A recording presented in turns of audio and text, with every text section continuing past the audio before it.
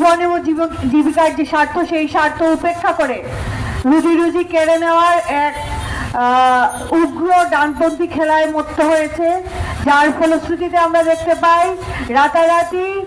এক রাতের ভেতরে প্রায় 30,000 অটোরিকশা শ্রমিকের রুজির যে একমাত্র মাধ্যম, সেই অটোরিকশা বন্ধ করে দেওয়া হয়েছে। যে কিছুদিন আগে অত্যন্ত শান্তিপূর্ণ একটা সমাবেশ সিলেটের চৌহাট্টা পয়েন্টে অনুষ্ঠিত হয়, সেই সমাবেশের যে যৌক্তিক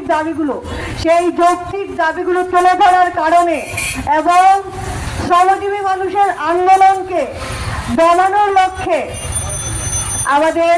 মেহনতি মানুষের বন্ধু, গরিব রিক্সা শ্রমিকের বন্ধু অ্যাডভোকেট আনোয়ার হোসেন সুমনকে রাতের আধারে তার বাসা থেকে তুলে নিয়ে এসেছে এই ইউনূস সরকারের পুলিশ।